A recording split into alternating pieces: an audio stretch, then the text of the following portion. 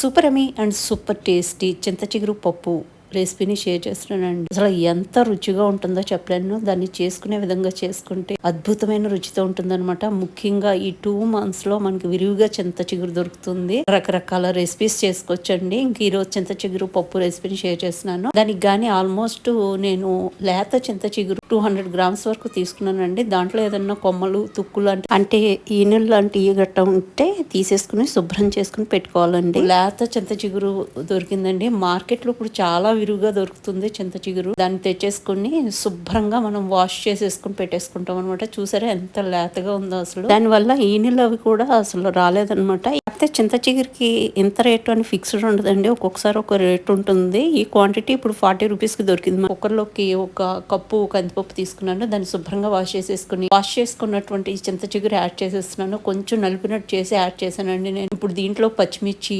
4 cut చేసి వేసుకున్నాను. అదే విధంగా ఒక 7-8 ఎండుమిర్చి కూడా వేసుకుంటాం. ఎండుమిర్చి వల్ల దీనికి ఒక మంచి రుచి వస్తుందండి. డెఫినెట్ గా ఈ రెసిపీని చేసుకుని చూడండి. అదే విధంగా ఒక చిన్న ఆనియన్ చిన్న చిన్న ముక్కలుగా కట్ చేసుకుని యాడ్ చేసుకున్నాను. క్యూబ్స్ లో కూడా యాడ్ చేసుకోవచ్చు. 1:3 రేషియోలో వాటర్ యాడ్ చేసి ఎప్పటిలాగా ఇంకొక కప్పు ఎక్స్ట్రా యాడ్ చేసుకున్నానండి. యాడ్ చేసుకున్న తర్వాత దీంట్లో ఒక టీ స్పూన్ పసుపు, ఒక చిన్న నిమ్మకాయ సైజ్ అంత చింతపండు యాడ్ చేసుకున్నానండి. చింత చిగురు పులుపుగానే ఉంటుంది కదా, చింతపండు ఎందుకు అనుకోవచ్చు. చింతపండు యాడ్ చేయడం వల్ల ఆ చింత చిగురులోని పులుపు ఎన్హాన్స్ అవుతుందండి. నేను ఇక్కడ 5 విజిల్స్ వేపించేసుకున్నాను మీడియం ఫ్లేమ్ లో. ఇంకా కుక్కర్ చల్లారిన తర్వాత విజిల్ తీసేసి మూత తీస్తున్నానండి.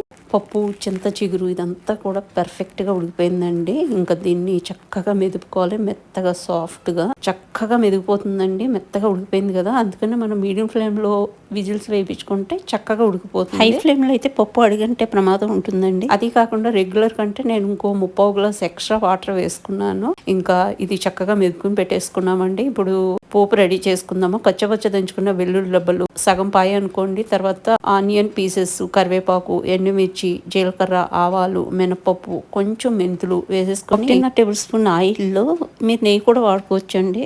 మనం ఈ పోపును అంతటిని చక్కగా దూరగా ఫ్రై అవనేస్తాం అనమాట. ఈ విధంగా కలర్ మారిన తర్వాత దీంట్లో ఒక 1/2 టీ స్పూన్ పసుపు, 1 టీ స్పూన్ నిండా కాశ్మీరీ రెడ్ చిల్లీ పౌడర్ వేసుకుని జస్ట్ ఆ నూనెలో ఇట్లా కలిపినట్టు చేసి మనం మెదిపి పెట్టుకున్నటువంటి పప్పు చింత చిగురు మిశ్రమాన్ని దీంట్లో యాడ్ చేసేసుకుంటామండి.